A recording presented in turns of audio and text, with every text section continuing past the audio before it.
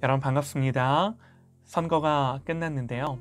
내가 지지하고 원했던 사람이 됐을 수도 있고 그렇지 못할 수도 있겠죠. 그러나 중요한 건요. 우리의 소망은 언제나 하나님께만 있습니다. 모든 통치와 주권이 하나님께만 있는 줄 믿습니다. 다만 디모데전서 2장의 말씀처럼 그러므로 내가 첫째로 권하노니 모든 사람을 위하여 간구와 기도와 도구와 감사를 하되 임금들과 높은 지위에 있는 모든 사람을 위하여 하라.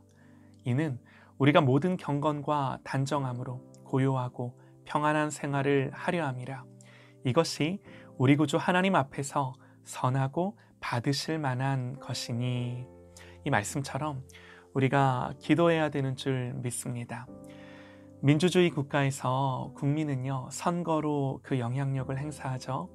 그런데 하나님 나라에서 하나님 백성은 기도로 그 영향력을 끼치며 살아요.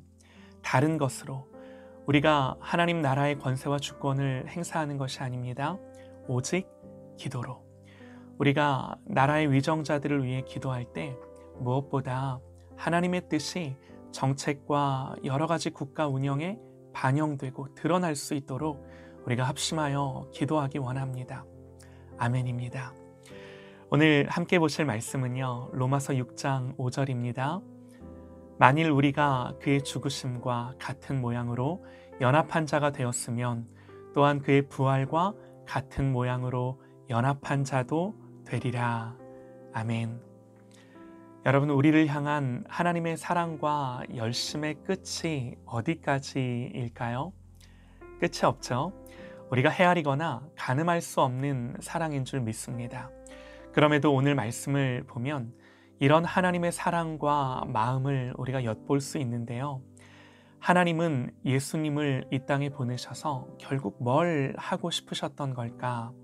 오늘 말씀은 우리가 예수님과 연합하여 십자가에서 주님과 함께 죽었고 또 주님과 연합하여 주님의 부활과 함께 다시 살았다 말합니다.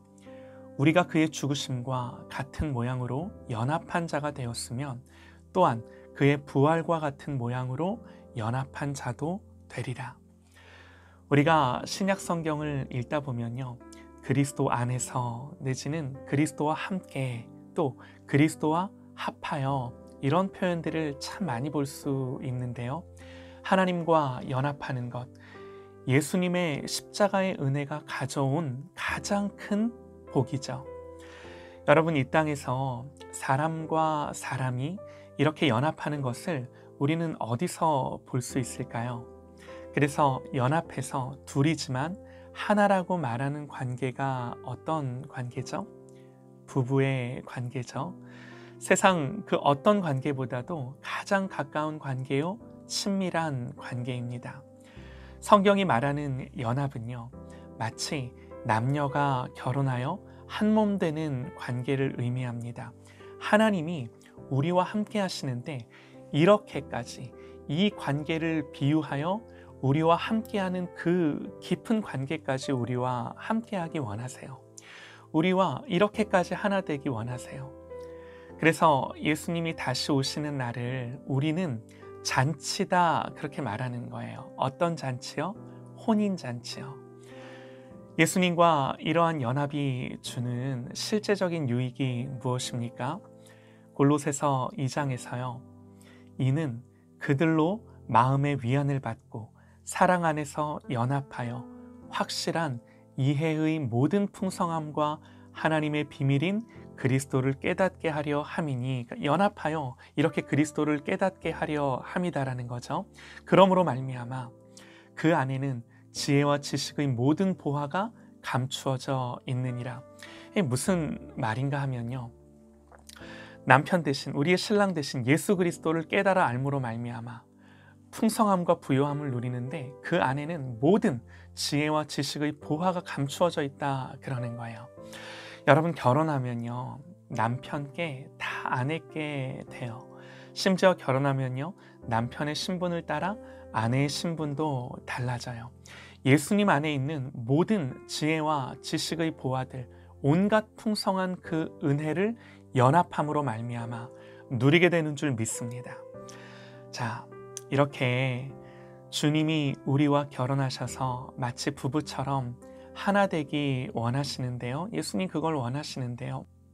문제는요, 우리의 현실 결혼과 똑같습니다. 결혼식을 하고 혼인신고를 하고 법적으로 부부가 되었다 하더라도요, 모두 결혼 서약처럼 그렇게 잘 살아가는 것은 아닙니다. 마찬가지죠. 예수님과 결혼했지만 신랑 되신 예수님과의 온전한 연합을 누리는가 하는 건 또 다른 문제라는 거예요. 우리가 구원받고 그리스도와 연합되었다 할지라도 우리가 예수님을 사랑하지 않으면 그 연합을 느낄 수 없을 정도로 하나님으로부터 아주 멀어진 삶을 살 수도 있는 거죠. 그래서 구원받은 모든 사람들이 풍성한 은혜 속에서 하나님 앞에 기도하는 것도 아니고요. 넘치도록 쏟아부어지는 하늘의 자원을 가지고 이 세상의 악과 고통을 언제나 넉넉히 이기며 사는 것도 아닙니다. 사랑하는 여러분, 그리스도와의 연합을 실제적으로 풍성히 누리면서 살아가는 비결이 무엇입니까? 그것은요, 우리가 예수 그리스도를 온전히 사랑하는 것입니다. 사랑함으로 가까이 하는 것입니다. 그런데 더 중요한 건요, 먼저는요, 주님이 얼마나 나를 사랑하셨는지, 그래서 그분이 나를 위해 무슨 일을 하셨고 내게 어떤 은혜와 사랑을 베푸셨는지, 이 주님의 사랑을 끊임없이 확인하고 마음에 새기는 것입니다. 기도할 때마다, 말씀을 들을 때마다, 성경을 읽을 때마다, 하나님을 예배할 때마다 우리는 끊임없이 이 사랑을 확인하고 더 분명하게 우리의 마음과 심령에 새기는 거예요. 그리고 그 사랑을 보면서 주님 생각하고 바라보고 함께하고, 실제로요, 남녀가 연애할 때 함께 만나고 함께 밥 먹고 많은 것을 함께 해야 사랑이 깊어지듯 우리와 예수님 사이에 이러한 참된 교제가 날마다 우리 가운데 있어야 되는 거예요. 여러분, 이거보다 중요한 게 없습니다. 이것이 너무너무 중요합니다. 여러분, 한번 생각해 보시죠. 인생의 고난과 풍파가 밀려올 때, 우리의 삶을 뒤흔들고 그래서 우리의 마음을 낙담시킬 때 우리가 흔들릴 수는 있으나 흔들려 아주 넘어지고 아주 쓰러질 수 없음은 무슨 연유 때문입니까? 다른 거 아니죠. 나를 향한 하나님의 사랑과 은혜 때문입니다. 이 사랑이 견고하고 확실할 때 내 심령도 마음도 견고하고 강건한 거죠. 누가 우리를 그리스도의 사랑에서 끊으리요? 환난이나 곤고나 박해나 기근이나 적신이나 위험이나 칼이랴. 기록된 바 우리가 종일 주를 위하여 죽임을 당하게 되며 도살당할 양같이 여김을 받았나이다 함과 같으니라. 그러나 그럼에도 불구하고 이 모든 일에 우리를 사랑하시는 이로 말미암아 우리가 넉넉히 이기느니라.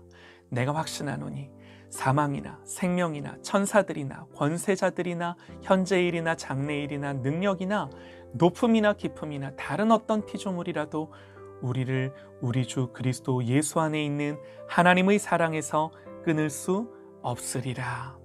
그러므로 우리는 이 사랑을 알기를 힘쓰며 주님의 이 사랑의 속삭임을 기도와 말씀 가운데 날마다 들으며 나도 고백하고 날마다 내 안에 이 하나님의 사랑이 부어지도록 하나님을 향하여 사는 것입니다.